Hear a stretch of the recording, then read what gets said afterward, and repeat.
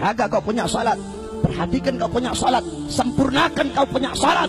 Salat adalah penentu kebahagiaanmu dunia akhirat. Salat adalah penentu kesenanganmu dunia akhirat. Salat adalah penentu beruntung atau tidaknya engkau di dunia akhirat. Salat adalah penentu kelak engkau dalam kubur selamat atau tidak. Salat adalah penentu kelak di yaumul ba'ats, di hari kebangkitan, engkau akan dibangkitkan dalam keadaan baik atau tidak. Salat adalah penentu kelak di yaumul mahsyar, di padang mahsyar, apakah engkau akan tenggelam dalam lautan keringat atau engkau didahului dengan cahaya Allah Subhanahu wa taala. Salat adalah penentu kelak di yaumul mizan, di hari pertimbangan, apakah engkau berat timbangan kananmu atau berat timbangan kirimu. Kelak salat akan menjadi penentu di yaumul hisab, di hari perhitungan, apakah engkau akan menerima bukumu dari sisi kanan atau dari sisi kirimu. Salat adalah penentu kelak di siratul mustaqim, apakah engkau akan terpeleset atau engkau akan selamat. Salat adalah penentu surga dan nerakamu. Salat adalah penentu seluruh amal ibadahmu. Kenapa?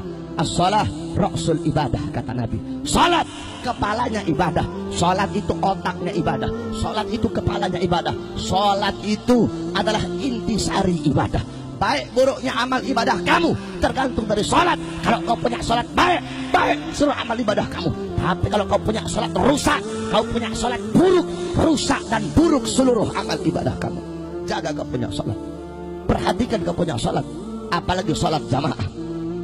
Al-Habib Umar bin Abdurrahman Al-Abbas, satu waktu anak beliau wafat.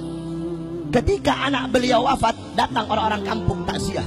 Ketika itu orang-orang kampung datang takziah, apa kata beliau? Sungguh bagi kalian musibah agama adalah musibah yang enteng. Maksudnya apa, Beb? Iya, bagi kalian musibah agama itu musibah yang enteng. Maksudnya apa, Beb? Dijawab, bagi saya terlambat sholat jamaah lebih musibah daripada kematian anak saya sekarang ini. Kenapa? Kematian anak saya ini hanya musibah dunia, sedangkan terlambat sholat jamaah adalah musibah agama.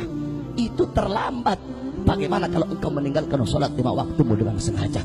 Oleh karenanya saudara-saudara, dahulukan kau punya sholat, utamakan kau punya sholat.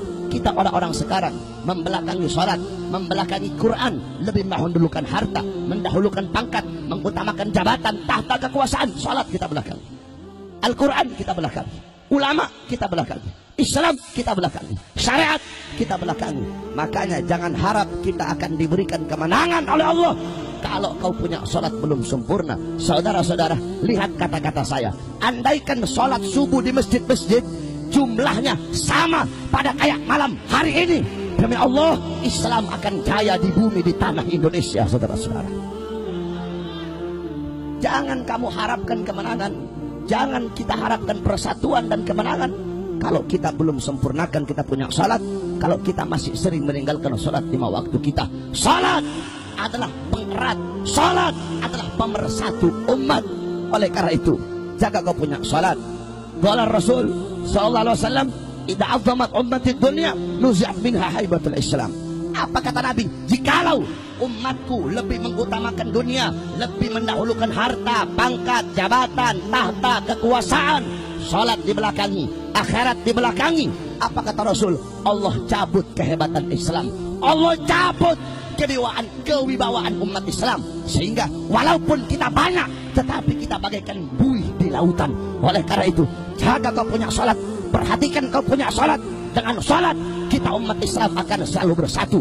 Kama qala Rasul, mathalul mu'min fi tawaddihim wa ta'atufihim wa tarahumihim mathalul jasad idza ishtaka minhu 'udwun tada'a sa'irul jasad bis-sahari wal humma. Apa kata Nabi? Perumpamaan seorang mukmin di dalam mengasihi, di dalam menyayangi, dalam saling tolong menolong, bagaikan satu badan, bagaikan satu tubuh.